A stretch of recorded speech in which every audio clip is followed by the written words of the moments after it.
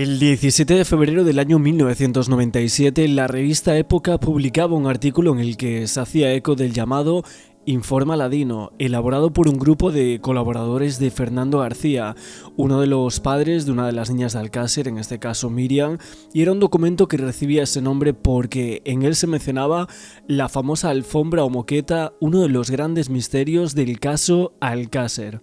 Por el título de Se defienden los acusados y hablan las familias de las víctimas, el crimen de nunca acabar. Parecía un caso casi cerrado, solo faltaba la captura de Antonia Anglés. Cada vez ocupaba más espacio en el olvido de los españoles. Sin embargo, el crimen de Alcácer se había convulsionado el pasado mes de enero. Fernando García, el padre de una de las niñas y un colaborador suyo llamado Juan Ignacio Blanco, acusaban en el programa de televisión Esta noche cruzamos el Mississippi a 4 personalidades de estar detrás de los crímenes de Miriam, Toño y Desiree. Asimismo, en la revista Época conseguía hablar con los acusados y las familias de las víctimas de un crimen que amenazaba con no acabar nunca. Y es que García y Blanco afirmaban en el programa de Pepe Navarro Esta noche cruzamos el Mississippi que por la muerte de las 3 adolescentes estaban siendo investigados 4 relevantes personalidades. Asimismo, también lo hicieron el 31 de enero en el programa de la COPE que dirigía Antonio Herrero, en el transcurso del cual añadían que dichas personas formaban parte de una red de sádicos sexuales que estaría implicada en la desaparición de casi 150 niñas que habían podido sufrir el mismo final que Toñi, Miriam y Desiree.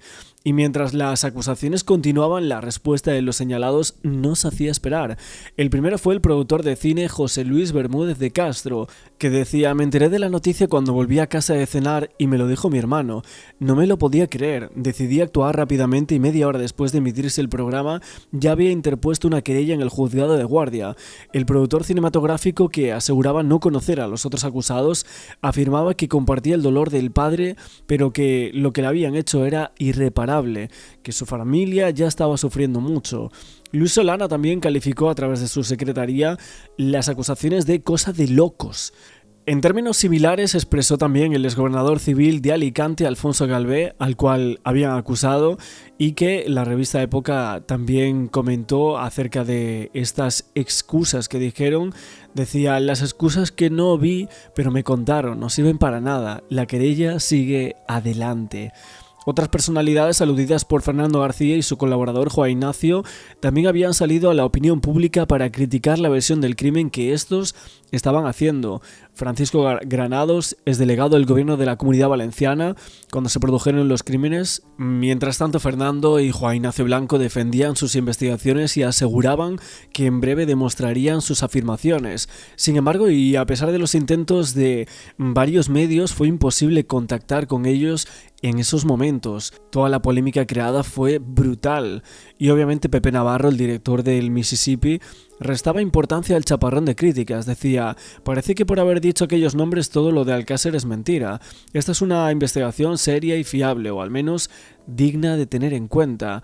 Y prácticamente como lo que está pasando a día de hoy. Miguel Ricard acusó a Mauricio Anglés de haber participado en los crímenes de Alcácer e incluso haber disparado a una de las niñas en un programa con el Rincón del Disidente hace unos meses atrás. Esto ha hecho que Mauricio salga a la palestra, cree un canal en YouTube, dé bastantes entrevistas a medios de comunicación diciendo que se ha hecho unas pruebas que certifican que él no hizo absolutamente nada en esos hechos aberrantes.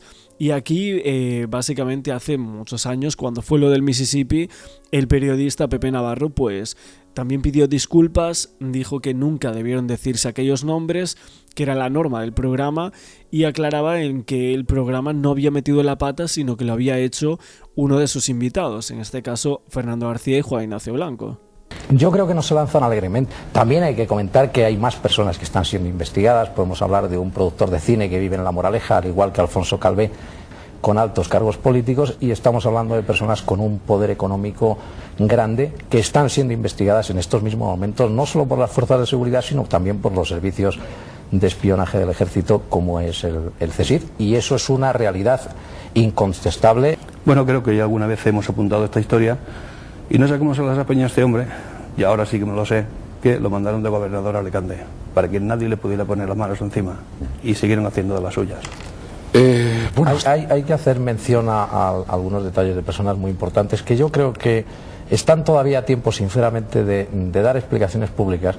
Podemos hablar, por ejemplo, del señor Granados, que fue delegado del gobierno en la Comunidad Valenciana en aquella época, y que ya desde aquí la emplazaría directamente a que alguna vez contara lo que sabe sobre el triple crimen de Alcácer y las órdenes que él ha dado. Pero ahora sí vamos con el informe Aladino, y es que Fernando García, padre de Miriam, había elaborado en los 4 años que duró la investigación del crimen de su hija y sus 2 amigas su propia versión de los hechos, una versión que estaba totalmente alejada de la que recogía el fiscal en su escrito de conclusiones provisionales, y asimismo la revista Época elaboró con la información recogida en los diferentes medios y en fuentes cercanas a las investigaciones y de todas las respuestas de las versiones que daban las dudas planteadas por el equipo que asesoraba a Fernando García.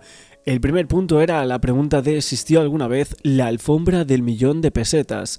Esto obviamente era una de las claves de las acusaciones de Fernando, cuyo informe se denominaba precisamente Aladino, por la alfombra. Afirmaban que los cuerpos aparecieron envueltos en una costosa alfombra de 1.000.000 de pesetas que se había hecho desaparecer para proteger a los poderosos que siempre, según sus acusaciones, se escondían detrás de los hechos. Las investigaciones realizadas por la Guardia Civil bajo la supervisión judicial solo hablan de una moqueta de color parduzco, aunque en su origen podía ser amarilla u ocre, que envolvían los cuerpos, y dicha moqueta fue sometida a los análisis de rigor y una vez realizados estos se guardó una muestra en el sumario y en ningún sitio consta que el resto fuese destruido. El misterio de la alfombra o moqueta permanece intacto a día de hoy. Nunca se ha tenido muy claro si había una alfombra o 2, una moqueta o 2, o 3 incluso, y es que las fotos dejan abiertas muchas dudas. En varias de las fotos que hay en las redes sociales, evidentemente se observan 12 alfombras que parecen tener diferente textura y color. ¿Se trataría de la misma pieza de tejido o de 2 piezas diferentes? ¿O quizás incluso son 3? En una entrevista en el año 2013 de Juan Ignacio Blanco decía: a raíz de esto es cuando en un momento determinado dices, ahora vamos a hablar de lo que hemos hablado en esa reunión, y dices, ¿qué es lo que está ocurriendo?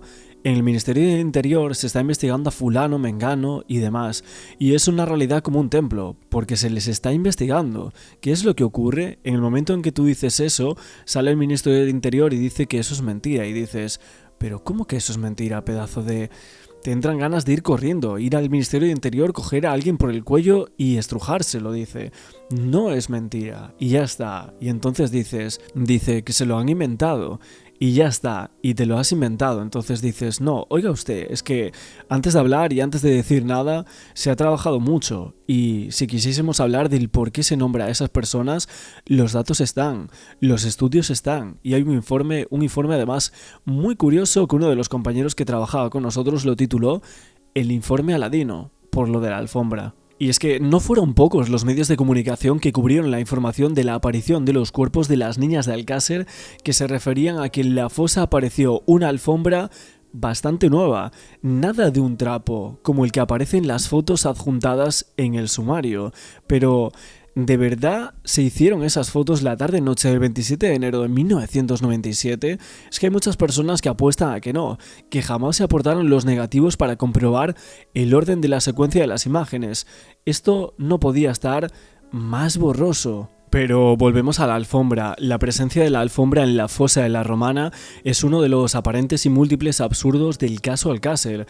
El motivo más lógico de su aparición se debería haberla utilizado para trasladar los cuerpos hasta la fosa, y de hecho Ricard apuntó a dicha hipótesis en una de sus primeras declaraciones, la del 28 de enero a las 11:55, en la cual afirmaba que habían cargado los cuerpos de las niñas en el maletero del coche envueltos en una moqueta. Por lo tanto, parece lógico que se deshicieran de ella enterrándola porque contenía restos biológicos. Pero entonces, ¿por qué se enterró la dichosa alfombra en la fosa? Si contenía restos biológicos comprometedores, ¿por qué no se quemó? Y de nuevo, aparece otra opción que ya hemos visto con otras evidencias del caso, la posibilidad de que la alfombra fuera plantada en la fosa para comprometer a alguien que tenía una alfombra azul de un diseño tan característico que se reconocía de inmediato su origen.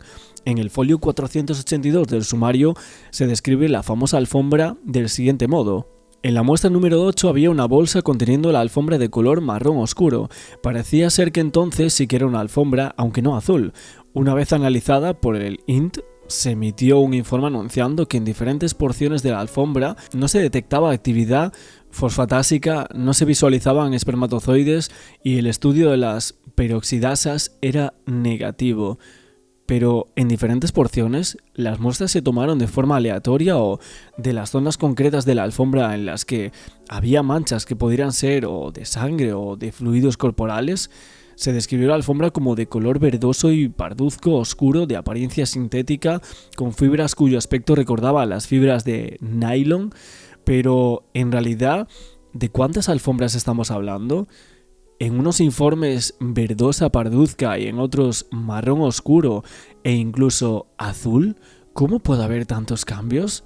Sin embargo, el profesor Luis Frontela Carreras había estado haciendo su propia investigación. En el mes de abril del 97 consiguió un aparato de luz láser argón de alta potencia para estudios forenses con el cual descubrió unas posibles manchas de sangre y semen en una zona determinada de la alfombra. Frontela comunicó su hallazgo, pero se le denegó la realización de la prueba correspondiente para confirmar la composición de las manchas y su descubrimiento no se tuvo en cuenta. Aparte, desautorizaron el trabajo de Frontela afirmando que no tenía ninguna base científica.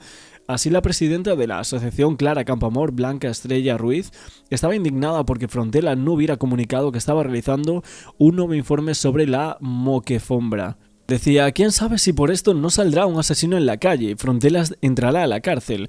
Frontela jamás debería volver a tocar a una niña asesinada. Han dicho que la Guardia Civil había perdido 34 pruebas y estaban ahí, las acabo de ver. Están los palos, la camiseta, todo. Ha sido montaje y hasta a mí me han hecho dudar.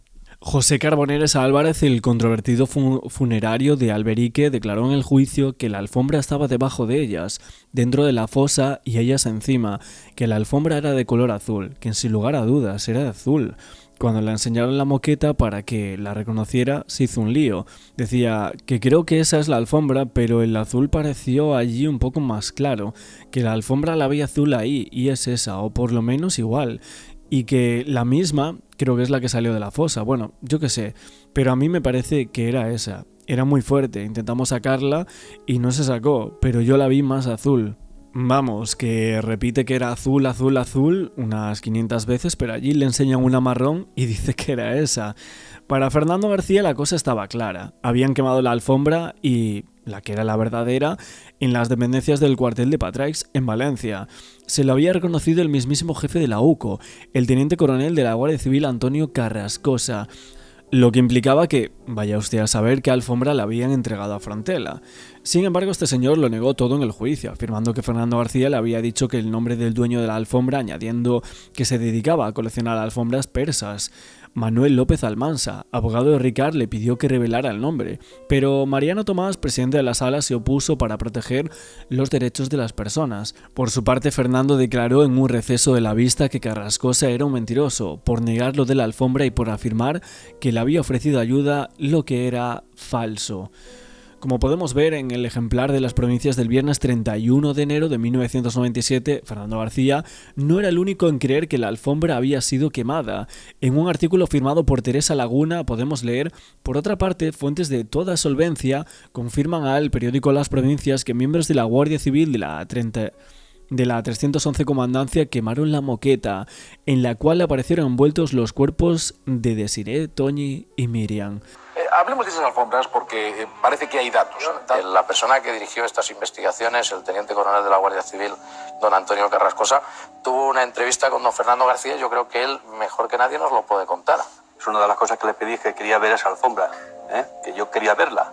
Y me llamó y me dijo pues que la alfombra aquella que yo le hablaba, pues por un error, un sargento que había llegado al cuartel de Patraix la había visto como un trasto viejo y la había quemado. Quien desenterró los cadáveres, el señor Carboneres, nos relató que la alfombra que salió de allí era una alfombra gruesa, una alfombra buena y una alfombra de un color azul ducados. Unos dicen que es grisácea y otros dicen que es azul. Eso significa que hay dos moquetas. A una la han ocultado y la otra es la que está en el procedimiento. Hay una alfombra azul, que es la alfombra que nunca ha aparecido. Que si había una alfombra importante que valía mucho dinero, porque era la tesis suya y no sé eso de dónde lo sacó, significaba que había participado alguien muy importante en los hechos. Tener en cuenta que esa alfombra es clave en la investigación porque es donde estuvieron envueltos los cadáveres de la ley. Y es que uno de los rumores sobre la famosa alfombra que fueron más debatidos fue el relativo a unas preguntas hechas por un lector en un post del blog de Luis Solana titulado "Felipe González sigue siendo un genio". Esto data fecha 25 de septiembre del año 2007. Un forero en cuestión le habría preguntado si había conocido a las niñas, si conocía la existencia de una casa propiedad de los padres de José María Maravall en Xàtiva y si la alfombra pertenecía a dicha casa. Lástima que no se hiciera un volcado de pantalla como prueba porque en el caso de dicho comentario en la actualidad no aparece en ningún blog. Todos los posts del 25 desaparecen. De todos modos, al parecer no recibió ninguna respuesta. En otra entrevista de ese año 2013 le preguntan otra vez por la misma moque alfombra a Juan Ignacio Blanco y decía que sí, que era de ese color. Lo que pasa es que con la alfombra desde un principio forma parte de la rumorología, porque en el caso Alcácer ha habido mucha rumorología. Y al principio de aparecer los cuerpos se hablaba de una alfombra persa de un valor incalculable, aunque podía provenir de un chalet de lujo. Le preguntan, o sea, que no cuadraba que una alfombra de esas características estuviera en un sitio enterrado para unas niñas, ¿no? Por los delincuentes comunes que eran Ricard y Anglés. Juan Ignacio decía, sí, no, evidentemente, bueno, lo de la alfombra no ha cuadrado nunca, o sea, yo no puedo entender eso, nunca, vamos a ver. Si tú vas a matar a 3 niñas a pie de fosa, si la alfombra es la que hay ahí en el juzgado, es una alfombra pesadísima, gruesa, que mide 4 metros por 3,70. Que pesa cerca de 55 kilos y que supuestamente Antonio Anglés y Miguel Ricard cargaron desde la fosa que está abajo, desde la caseta que está abajo hasta la fosa, simplemente para envolver a las niñas y dices, pues a mí me tendrá usted que dar alguna otra explicación, porque no lo entiendo. Usted mata a las niñas a pie de fosa con todo respeto y perdón del mundo, se les da una patada, se las entierra y se acabó, y no tienes que meter encima una alfombra que, además, al ser tan gruesa ocupa muchísimo y es la que de alguna manera impedía o hacía que los cuerpos estuvieran prácticamente a ras de suelo. O sea, es que es una majadería utilizarla para lo que dice la sentencia y los hechos probados que utilizaron la alfombra, ¿no? Juan Ignacio decía, es decir, es que no es una moquetilla, lo que es una gran alfombra, y como la tengo fotografiada y ahora la podrás ver, es una de un grosor aproximado de unos 2 centímetros, 2 centímetros y medio, no es que tenga calidad, pero es una alfombra de esas muy mullida y muy gorda, de pelo muy grande, no es una moqueta, y eso evidentemente no tiene ningún sentido, salvo que sea para trasladar cadáveres. En este sentido, obviamente, el entrevistador le pregunta a Juan Ignacio Blanco que entendía entonces que desde el momento de su desaparición hasta que mueren, él incluía en esa cronología la grabación de un video snap que se habría realizado sobre esa alfombra, que luego aparece, porque ahí sí tenía un pequeño fallo para comprender esa cronología. Si la alfombra estaba ubicada en la casa de la Romana, se entendía que ahí no era donde se había grabado en teoría el presunto vídeo. Es decir, la muerte no se produjo tampoco en la Romana, sino en otro lugar donde supuestamente, entre otras cosas, se habría grabado esa película. Y Juan Ignacio Blanco decía, claro, eso es, quizás a lo mejor antes me he explicado mal, es decir, la alfombra no ha aparecido, no pertenece a la caseta de la Romana, ni mucho menos.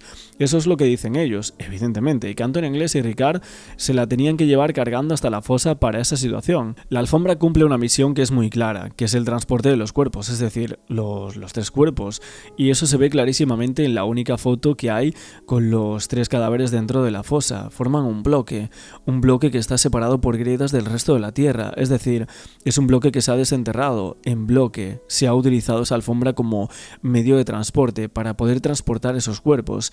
De ahí que aparecieran esos famosos huesos de los que hemos hablado antes y que faltan los análisis de ADN, que no les da la gana de hacérselos. Parecen demostrar sin ningún género de dudas que vienen de una fosa donde hay más cuerpos y donde con ese bloque de cuerpos se han colocado 2 o 3 huesos que forman parte de otro o de otros enterramientos. Pero evidentemente la alfombra sí tiene los restos de las niñas, como hemos comentado antes, noches en esa zona tan grande donde tiene todos esos líquidos, porque las mismas en su primer enterramiento están con la alfombra esa, pero la misma sirve para trasladarlas en el medio de locomoción, lógicamente los cuerpos hasta la fosa de la Romana, que es donde se vuelven a poner. Lo primero que hicimos, nada más leer el primer tomo del sumario de don Fernando García y yo, fue ir a ver al famoso enterrador de Alberique. Es una persona que no contaba con que apareciéramos nosotros allí y que 5 años después seguía teniendo en su cartera la fotografía de las niñas y una de Monseñor Escrivá de Balaguer al lado, que a mí me daba porque él fue el primero que quería que se dejara el tema. Yo dije, pues Alcácer, me fui a vivir a Valencia, estuve investigando. Y a raíz, al cabo de 3 meses, me volvieron a llamar y me dijeron, oye, ¿vas a averiguar algo? Vente algún día por Madrid, charlamos. Les conté lo que teníamos y dijo, bueno, si quieres volver al programa, tenemos el programa abierto, tenemos tal, pero hay que venir, pero ya sabes cómo. Y yo además no quería por propia integridad cobrar porque sabía la que se me iba a venir encima con todo esto. Es decir, a mí me pone tremendamente enfermo que la gente piense que yo he ganado dinero con este procedimiento. ¿No trabajó usted como reportero de Pepe Navarro? Yo trabajé durante 3 meses como reportero de Pepe Navarro, y que fueron los meses de septiembre, octubre y noviembre, y yo durante esos 3 meses cobré un sueldo que eran 430.000 pesetas, me parece que cobraba exactamente yo al mes. A partir del mes de diciembre yo desaparezco y luego mis intervenciones durante el mes de enero, febrero, marzo, abril, mayo y junio en el programa, que prácticamente eran diarias, no he recibido ni una sola peseta de remuneración económica por parte de Pepe Navarro, ni de su equipo, ni de Telecinco. Porque yo no he ganado dinero. ¿Por qué desapareció después de ese gran boom? Ante todos estos datos y las fotografías de las alfombras, había una persona que decía que, sinceramente, las 3 fotos que había parecían 3 alfombras diferentes, que la única que nunca se había visto hasta ahora era la tercera. Así que la primera parecía claramente marrón y no se parecía nada a las otras 2, además parecía extremadamente limpia para estar recién sacada de un enterramiento y haber envuelto los cuerpos de las niñas. La segunda era de un azul marino claro, nada parecido al marrón de la primera, y no parecía que tuviese ribetes o franjas doradas, más bien se creía que tenía brillos o reflejos dorados en las zonas donde el tejido estaba plegado. Era un efecto parecido al que tenían algunas telas de terciopelo. También parecía muy limpia para haber salido de la fosa. Y la tercera alfombra, sin embargo, era de un azul más claro y bastante intenso, es decir, que era muy parecido al azul del tabaco Ducados que había mencionado Juan Ignacio Blanco y obviamente a la persona que le había preguntado. El tejido parecía de textura lisa y tenía un estampado o ribeteado de cuadrados o rectángulos dorados y blancos. Aquí se apreciaba claramente dibujos en la tela y no reflejos, pero esa alfombra sí estaba todo lo sucia que cabría esperar y casi cubierta en su totalidad de barro seco o tierra, y se veía claramente que estaba pegada a la alfombra. Corresponde a una que sí había estado enterrada. Además se ve claramente que está envolviendo algo que se suponía que eran los cuerpos de las niñas. Y para muchos ahí se veían 3 alfombras diferentes y ni siquiera se creía que la segunda y la tercera fuesen la misma. Así que este era un nuevo dato y la conclusión sería que la alfombra verdadera era la de la tercera fotografía y que las otras 2 eran falsas. Hablamos de conspiración, no nos podemos olvidar de la alfombra, de la cual llevamos hablando en todo este nuevo reportaje de Alcácer. Pero la alfombra mágica, o también llamada alfombra voladora, esa legendaria que podría usarse para transportar personas, de forma que llegaban instantánea o rápidamente a su destino, así como llegaron a la Romana los cuerpos de las 3 niñas. Esas alfombras mágicas que habían aparecido en la literatura desde casi la época bíblica hasta la actualidad, aunque era un tema principalmente árabe o indio. La popularidad de las 1001 noches atrajo sobre ellas la atención del público occidental. Las tradiciones literarias de otras varias culturas también incluían alfombras mágicas. La alfombra de Tangu, también llamada del príncipe Hussein, era una alfombra sin ningún valor aparente procedente de Persia, que funcionaba como alfombra mágica y aparecía en los cuentos de las 1001 noches. Es curioso porque la película de Disney Aladdin sale el 25 de noviembre de 1992. Varios días después de la desaparición de las niñas de Alcácer. Aquí estamos hablando simplemente como curiosidad todo esto, y sabemos que Aladín y Abu en esta película se encuentran con una alfombra mágica que los conduce hacia la lámpara, hasta esa cueva que empieza a colapsar tras un intento de Abu de robar una joya a la estatua de un simio. Oye, Ricard tampoco reconstrucción no hizo, ¿no? Como tal. No. Esto es algo extraño, ¿verdad? Sí. Bueno, como tantas otras cosas de Alcácer. No hubo Ya. reconstrucción, todo en la romana, sin sangre, sin pruebas, sin ADN. Dejamos abierto un sumario para posibles otros culpables, pero esto lo cerramos. Es que Alcácer, yo creo que por eso engancha tanto a todo el mundo. Tiene un cúmulo de casualidades y de misterios Ya. tan grande. Es como muy raro, ¿no? Porque un caso tan importante que hay incluso hasta personas, jueces, incluso que han estado, o sea, en el caso en este caso, que te paras a pensar y dices, ¿cómo algo tan mediático, tan importante y que hay algunas cosas que tendrían que estar un poquito más claras, ¿no?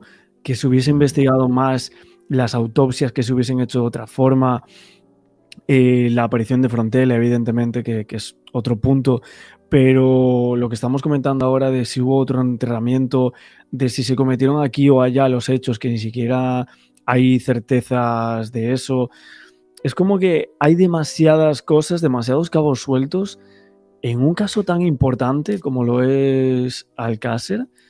Resulta extraño, es como si haya algo detrás que impida saberse muchos de los puntos clave del caso, ¿no? Como quiénes son los culpables, si realmente fue Ricard solo y Anglés, si las llevaron a un chalet o no las llevaron. Yo creo que muchas de estas cosas, bajo mi punto de vista, creo que se llegaron a puntos muy críticos hacia ciertas personas supuestamente involucradas en estos hechos que no se dejó avanzar por esto. Lo has expresado perfecto. Es decir, es un caso muy extraño. No se entiende cómo siendo tan mediático y siendo, yo creo que el caso por excelencia del true crime o de la crónica negra en nuestro país, en nuestra sociedad en los últimos 50, 100 años, no lo sé, que no se haya aclarado, que no se haya intentado de llegar a una verdad. Claro, al final, es que piénsalo, es que a día de hoy que hay gente, o bueno, en este caso la asociación esta de Félix Ríos y tal, que está intentando, ¿no?, de hacer las pruebas, tal, no salen las pruebas, todo se bloquea. Es como un caso maldito. O sea, yo no sé si hay una mano negra detrás, si es que este caso pues tiene un aura o algo que no permite que se avance o se llegue a una realidad. Uh-huh. O que simplemente es que no somos capaces, no nosotros, ¿no?, pero los investigadores, gente que realmente ha estado ahí dentro, criminólogos, Juan José Requenas, que hay mucha gente que ha pasado por este caso, muchísima gente durante estos años, y al final estamos casi como al principio, un auto inculpado y no hay pruebas de nada. Es que hemos vuelto un poco... Y Axel, mira, ahora recuerdo un punto que no sé si conoces, supongo que sí, pero ¿sabes la entrevista que salió en Interview del señor A que aparece en el chalet de Miguel de Llívia? Cortona, ¿no? Sí, exacto. Eso también es un punto bastante curioso, que además Miguel Cortona se dedicaba o supuestamente... tenía ahí un poco de relaciones con el tema otra vez de trata, con menores, con tal, que supuestamente secuestró a la hija de un empresario, según cuenta este señora en Interview, que luego dice yo a las niñas no les he hecho nada. O sea, hay un cúmulo de cosas extrañas y turbias que al final... Cuesta mucho. Ya, o sea, para ti Cortona podría estar involucrado. Si no directamente en el caso de las niñas de Alcácer, yo me reitero, ahí habían, además es que cualquiera lo puede encontrar, Red Trinity, Red Yankee, o sea, ya habían una serie de grupos de personas que se dedicaban a unas actividades ilegales en la que perfectamente también podía estar involucrado Cortona. De hecho, es que en teoría él estaba involucrado en ese tipo de actividades, no sé a qué nivel, pero ahí en su chalet parece ser, supuestamente. Tendría que mirarte, porque claro, no recuerdo exactamente todo, tendría que mirarte si hay alguna sentencia o si hay algún documento oficial para decirte claramente, sí, esto es así, De momento te puedo decir que supuestamente estaba involucrado en ese tipo de actividades. Tenía contacto con Miguel, tenía contacto con Antonio. O sea, al final, fíjate que todo acaba siendo un poco... teniendo cierta relación, ¿no? Vas tirando y dices, hostia, pues este estaba metido en esto, el otro lo otro, no sé qué, y todo acaba girando un poco en torno a un denominador común.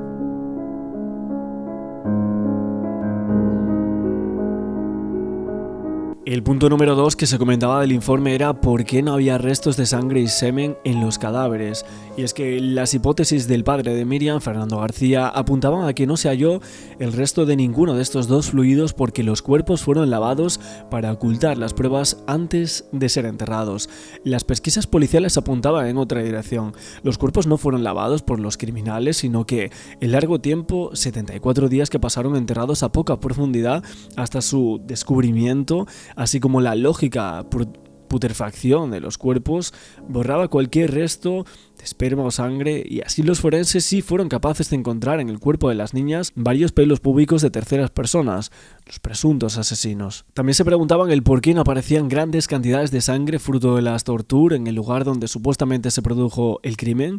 La tesis de la investigación privada señalaba que la autopsia desvelaba numerosas torturas a las víctimas que, sin embargo, no parecían dejar rastro de sangre, donde el sumario indicaba que fueron vejadas. Por tanto, deducían que éstas se produjeron en un lugar diferente. Según las conclusiones que se extraen del sumario, a pesar de las graves torturas que sufrieron antes de la muerte, las niñas solo perdieron gran cantidad de sangre cuando recibieron los golpes que les provocaron la fractura de varios dientes. Dichas agresiones las recibieron cuando viajaban en el vehículo de sus asesinos, por lo que no necesariamente debían aparecer grandes cantidades de sangre en la casa donde fueron vejadas. El cuarto punto es si hubo solo un enterramiento. Fernando García y su equipo señalaban que al menos hubo dos. El primero siempre, y según sus hipótesis, se produjo en un chalet, del que tiempo después fueron exhumados para enterrar finalmente los cuerpos en la fosa del paraje conocido como La Romana, donde finalmente fueron encontrados. Para afirmar esto se apoyaba en que, según se desprendía de las fotografías del sumario, la tierra que aparecía en los pantalones de las niñas cuando sus cuerpos fueron encontrados estaba húmeda y aparentaba tener un color diferente a la de la zona donde se encontraba la fosa, como si fuese más arcillosa. La versión que se apoyaba en las investigaciones policiales y judiciales apuntaban a un único enterramiento. El principal dato que avalaba este hecho era el hallazgo en la fosa de un casquillo, lo que indicaba que fue disparado cuando llevaron a las niñas allí.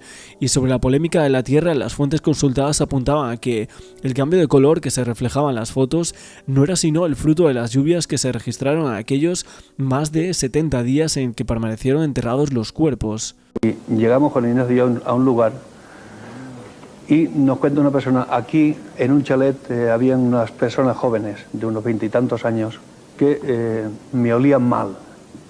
Lo ponemos en conocimiento del fiscal.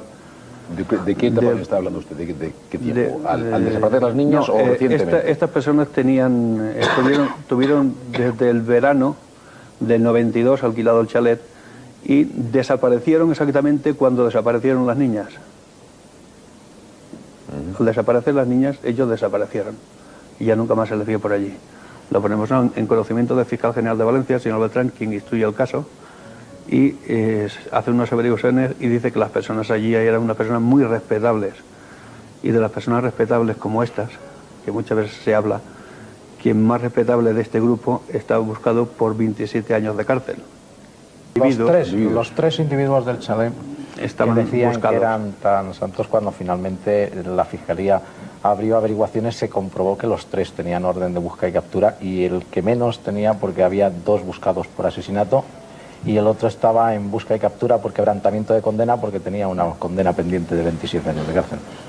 Fernando, volviendo a lo que anteriormente comentaba Juan Ignacio, usted junto con la Guardia Civil estuvo en algunos chalés de alguna zona concreta cercano al Alcácer, investigando qué.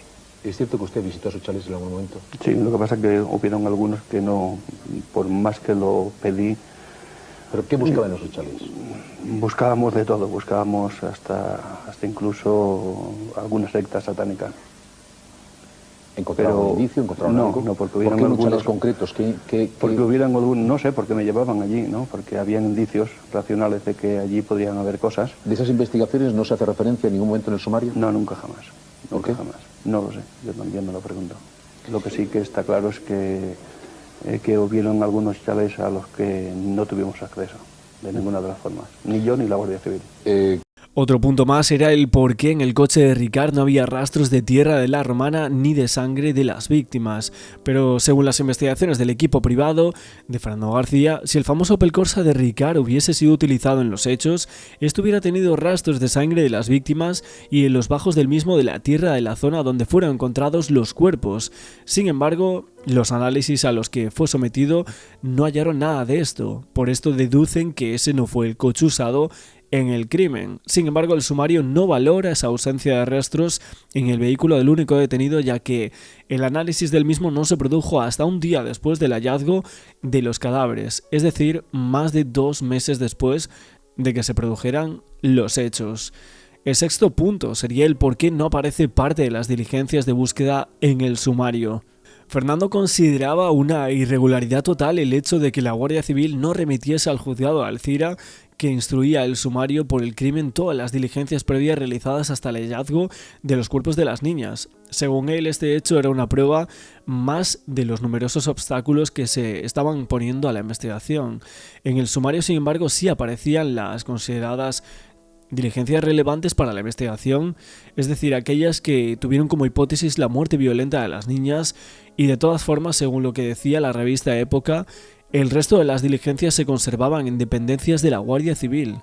Otro de los puntos importantes de este informe, que ya habíamos comentado con anterioridad, era si existían otros implicados además del detenido Ricard y el huido Antonio Anglés. Lo que decía el informe es que sí, había muchos. Según Fernando, todos los esfuerzos de sus investigaciones iban encaminados a demostrar que una gran trama político-policial se escondía tras el crimen de su hija y sus 2 amigas. Una trama que incluían los sanguinarios vídeos snuff, esas películas con viol reales en directo, y el hallazgo de cabellos de personas no identificadas en los cuerpos reforzaba su tesis. En este punto, la acusación popular, ejercida por la asociación Clara Campoamor, compartía la idea de más de 2 criminales, aunque difería sobre hacia dónde dirigir las investigaciones.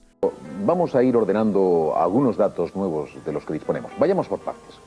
Vamos a escuchar un testimonio completamente nuevo.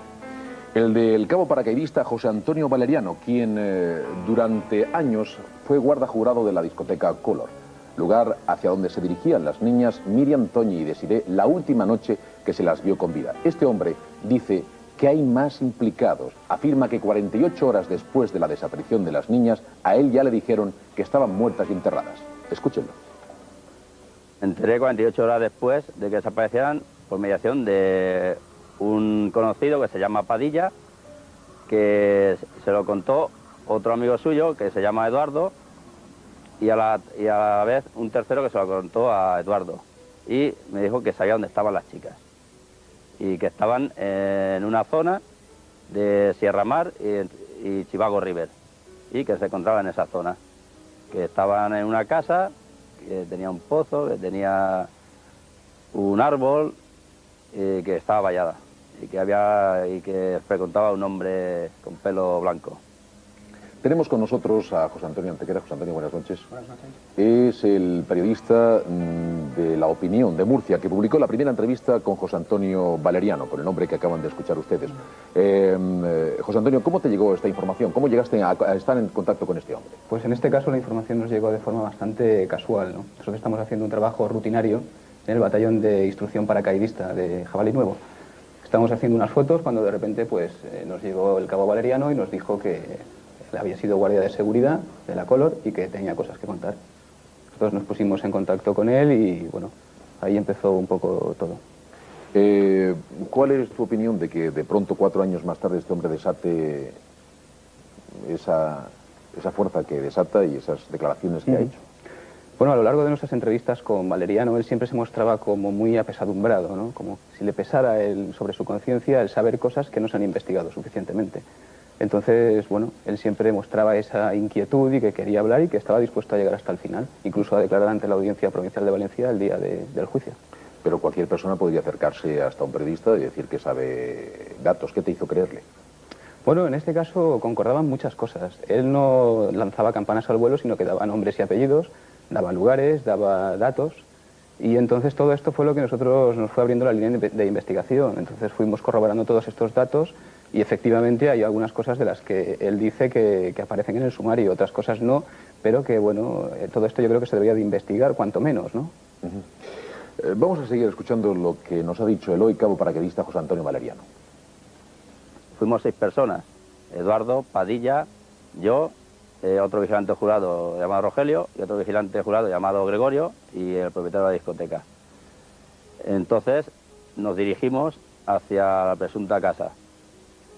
La casa estaba por la urbanización Sierra Mar, en la carretera que va hacia Yombay, pasando la discoteca Chivago River. Eduardo empezó a echarse la mano a la cabeza y empezó a decir lo que nos vamos a encontrar, lo que nos vamos a encontrar, y a llorar.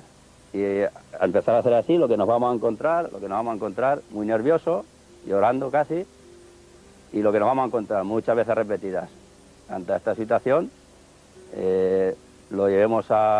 volvimos al cuartel de Alcácer, donde había un guardia civil y expusimos todos los hechos. José Antonio, ¿cómo es posible que esas personas supiesen tantas cosas en tan solo 48 horas? Pues esa es la clave de esta historia, yo creo. En principio, él tiene conocimiento de la historia a través de gente que se mueve en el entorno de Antonio Anglés. Y por ahí un poco podrían ir las nuevas líneas de investigación, ¿no? Llamar a declarar a estas personas y que dónde estaban esas primeras horas después de cometerse presuntamente los 3 asesinatos, ¿no? Yo creo que un poco esa sería la línea de investigación que abre el testimonio del cabo Valeriano.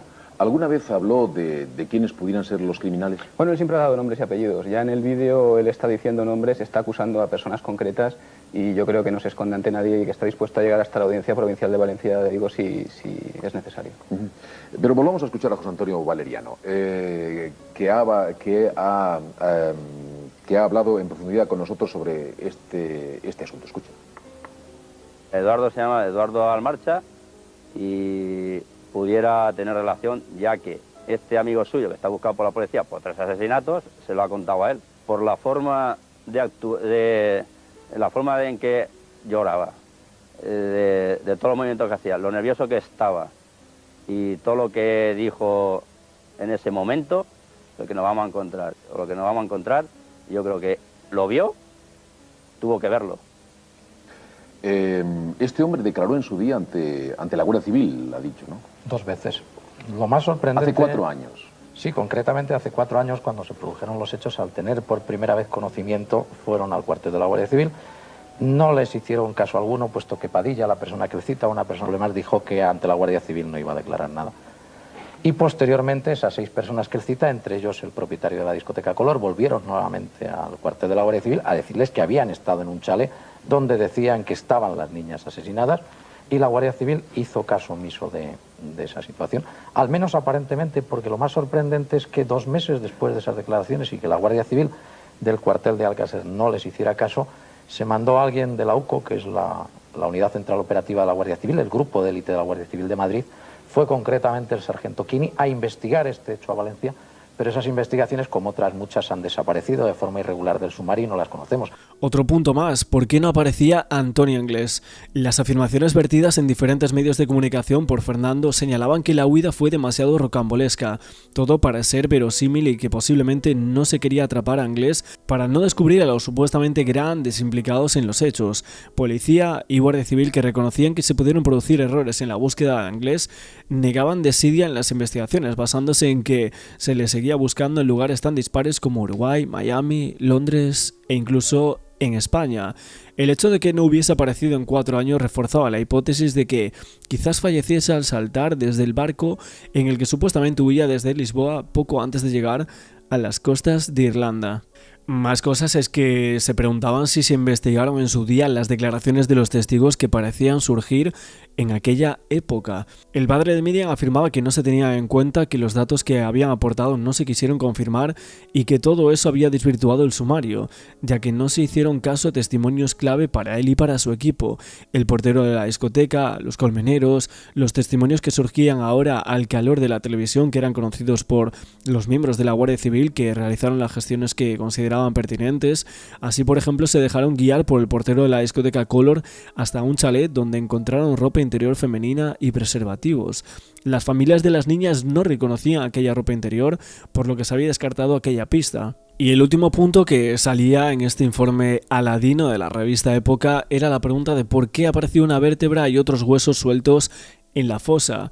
Según el padre de una de las niñas, estos huesos pertenecían a otros cuerpos enterrados en aquel mismo lugar por la red criminal que asesinó a las 3 niñas. Gran parte de las conclusiones e investigaciones de Fernando y su equipo, como se observaba en sus intervenciones televisivas, tenían como fundamento las fotos del levantamiento de los cuerpos tomadas por la Guardia Civil, que aparecían así en el sumario, también como testimonios y confidencias de personas que creían tener alguna pista nueva. Dicho método de investigación era ampliamente criticado por forenses, fuentes judiciales y las fuerzas de seguridad del Estado, que consideraban que investigar un crimen con unas pocas fotos era poco riguroso científica y judicialmente.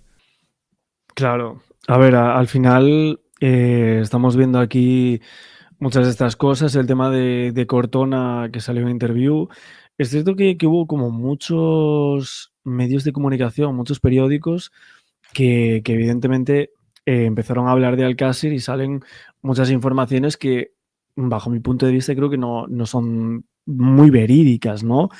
Pero sí que el tema de Cortona es un personaje un poco extraño, ¿no? De hecho, el tema del pelo cano, bueno, se llegó en algún momento como a atribuir que era una persona que justo tenía el pelo canoso y tal. Y bueno, obviamente de Ricard Anglès no era, ¿no? Ese pelo. Entonces, ahí ya hablamos de una tercera persona que tenemos que suponernos que es alguien que no ha salido a la palestra, ¿no? Alguien que suponemos que tiene mucha más edad, ¿no? Porque en aquel momento Ricard y Anglès tenían 20 y pocos años, ¿no? Lo que dice Ricard es que estos 3 hombres sospechosos que dice son tendría más de 50 años, ¿no? Creo que esto dice en la entrevista, ¿no? Sí, fíjate que bien, ¿no? Que sabiendo toda esta historia y tal, de repente aparecen 3 hombres mayores de 50 y pico. O sea, justamente de 50 y pico. A mí me parece que es como que, hostia, cuesta de creer, que ya te digo, que al final, al no tener pruebas, pero claro, de Ricard es que no te puedes creer nada. Que hubo un pelo cano, sí, de hecho lo cotejaron con Cortona, salió negativo, o sea que no era de Cortona, pero al final, claro, vuelvo un poco a lo mismo, aparece un pelo cano. Miguel y Antonio eran jóvenes. Yo no creo que se juntaran mucho para irse de fiesta o este tipo de cosas con gente de 50 y pico, 60 años, a no ser que hubiera ahí ciertos negocios que estuvieran entre medio, ¿no? Claro. Oye, en el tema de las alfombras que he estado viendo aquí ahora, que había como varias fotos. A ver, no sé si esto la puedo mostrar. Esta, por ejemplo, esta foto de aquí, de la alfombra, no sé si la estás viendo. Sí. Es esta la habías visto, ¿no? Sí, es un poco el color este de paquete de educados, que era una frase que decía Juan Ignacio Blanco, que uno de los que había estado ahí en el desenterramiento, que le había dicho del color que era la alfombra. A mí esto me parece una alfombra, y no me parece una alfombra persa ni una moqueta. Es una alfombra, yo la veo normal, ¿no? O sea, obviamente desgastada, tal, hecha polvo, pero ni me parece una alfombra persa, ni me parece que sea una moqueta, porque una moqueta suele ser muy rígida. Esto tiene pinta pues de esto de alfombra medio manta, ¿no? Un poco. Y el color para mí es azul, claro, que depende a qué hora del día puedas verle un tono verdoso, tal, no lo sé. Pero me dice Zacarías Blanco, me dice, si el nano fuera Roberto, es cierto que se dice que a Roberto también le llamaban el nano, ¿no? Que tenía como ese apodo. Esto no sé, lo llegué a leer en algún momento, pero... Tengo entendido que Roberto creo que estaba en la cárcel, cuando pasó esto. Aún así, porque Ricard iba a inculpar a otro hermano de Antonio Anglès, no diciendo su nombre, ¿no? Diciendo el nano, dejándolo así al aire, ¿no? No tendría como mucho sentido eso, ¿no? No lo tiene. Y además cuando realmente existe el tal Nano supuestamente existe. O sea, Claro. el Nano del que se habla, de hecho, a ver, es que tampoco estoy yo descubriendo América. Mauricio dijo que él conoce al Nano, que el Nano es una persona que tal, que cual, y que el Nano no tiene nada que ver. Y esto lo dijo Mauricio, entonces el Nano existe. Vamos, y de momento, hasta el día de hoy, lo que ha ido diciendo Mauricio se ha ido cumpliendo. Yo no sé si tú te suena algo que haya dicho que no sea verdad desde de momento, que podemos estar más de acuerdo, nos puede caer mejor o peor, pero de momento lo que ha dicho se ha ido cumpliendo. Entonces, yo si sale y dice que existe el Nano y que él lo conoce y que es un hombre que tal, pues Sí. creo que será verdad.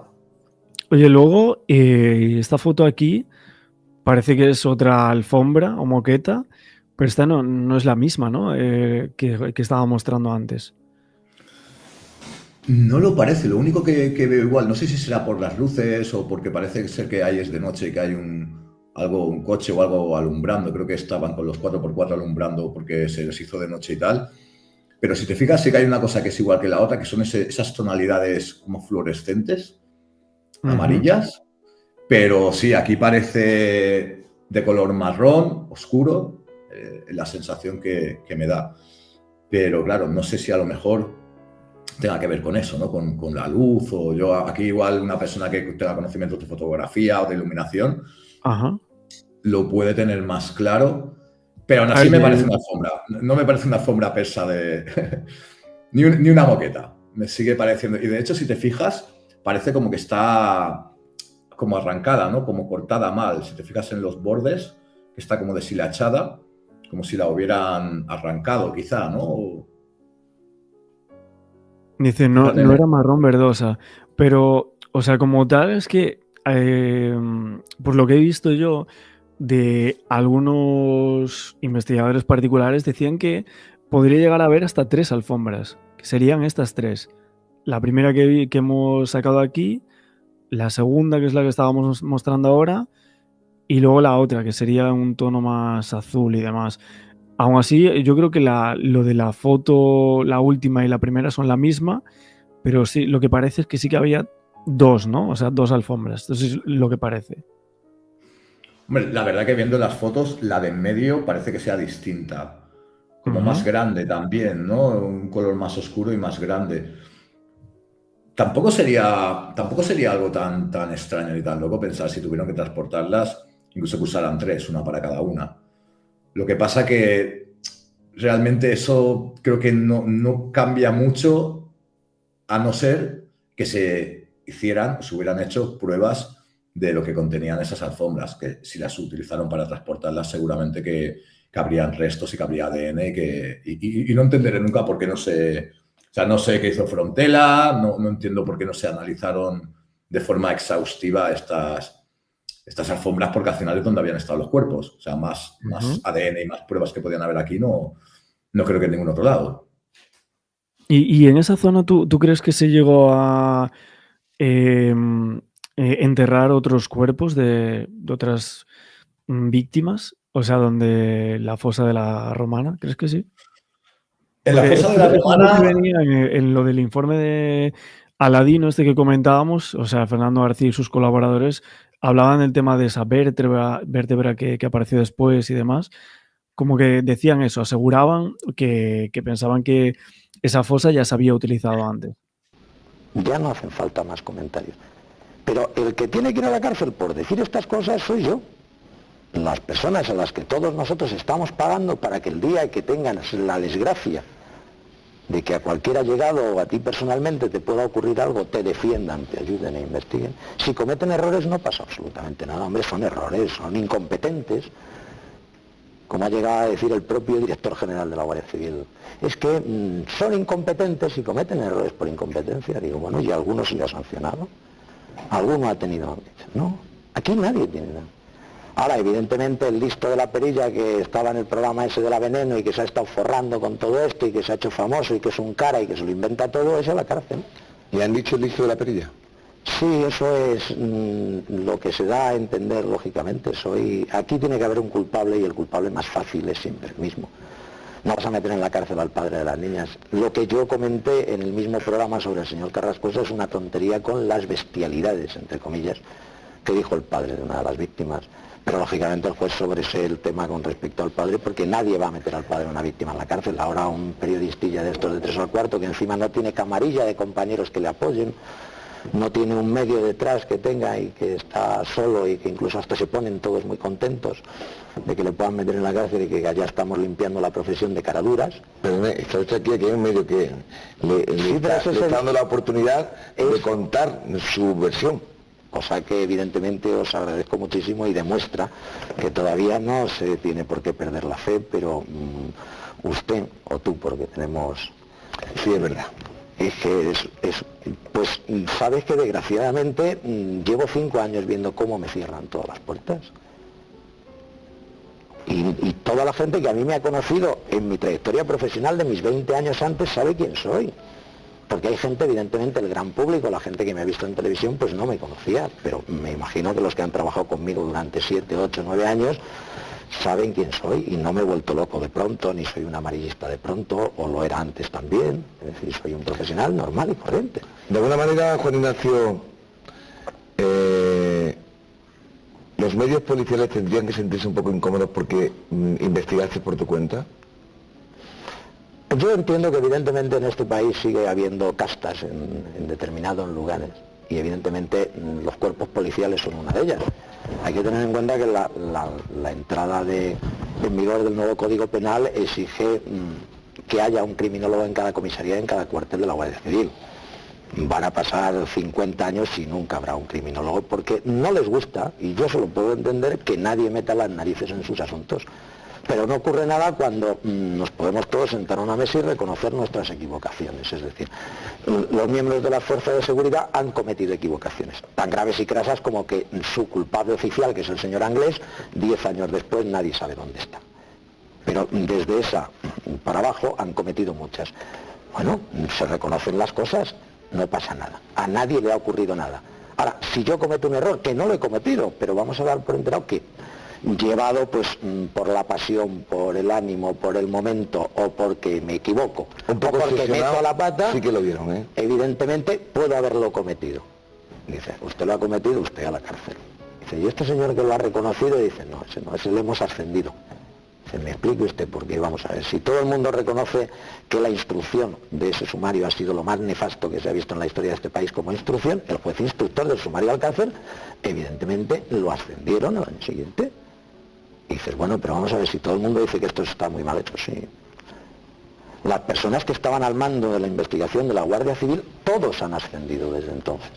Entonces, pero diga usted, si han reconocido, si se cometieron errores de bulto, si se tocaron todas las cosas antes de llegar al juez, si hicieron cosas que todo el mundo que ha visto películas de cine no las hace, que es coger todos los objetos que había alrededor de la fosa y juntarlos para solamente hacer una sola fotografía. Que le dan unos guantes a un colmenero en un lugar donde han aparecido cadáveres y que le dicen, busque usted por ahí a ver qué encuentra. Y eso lo ha dicho el colmenero bajo juramento en el juicio, y que él fue el que encontró el papel. Cosas que nadie le puede entrar en la cabeza, uno las denuncia y tiene que soportar las querellas que delató a Ricard. Sí, eso lo encontró el colmenero. Pero usted busque por ahí, que nosotros vamos a buscar por allí. Y le dieron unos guantes. ¿Quién se imagina que un policía judicial le va a dar unos guantes en una escena de un crimen a un colmenero y le va a decir busque lo que es? Pues cosas como esa han sucedido miles a lo largo de la instrucción sumaria. Evidentemente se han denunciado. Puede que evidentemente alguna, en algún momento, lógicamente, uno se deje llevar y llega un momento en que ya tienes hasta que insultar a la gente, porque te tienes que enfadar. Usted escribió un libro también sobre Alcácer y le retiraron el libro poco tiempo después, ¿no? Sí. ¿Es posible que sea por las fotos de los cadáveres desnudos y descompuestos de las niñas? Hombre, los argumentos de la sentencia claramente son 3. A mí lo que me prohíben es que publique las fotos de las niñas vivas, algo que me parece absolutamente aberrante. Es decir, porque entienden que yo no puedo publicar ni esas fotografías. Una serie de fotografías de cadáveres que lógicamente en el libro aparecen medio tapadas, pero fundamentalmente por publicar la declaración íntegra de Miguel Ricard, que me prohíben que se vuelva a publicar. Una declaración sumarial del principal imputado porque su señoría, el juez que dicta esa sentencia que me obliga a mí a retirar el libro y a tenerlo secuestrado de por vida, considera que no tiene ningún interés informativo, textualmente. la declaración de Miguel Ricard, que es el principal acusado y que únicamente es una sarta de crueldades que no aportan nada al caso y que evidentemente eso no se puede publicar.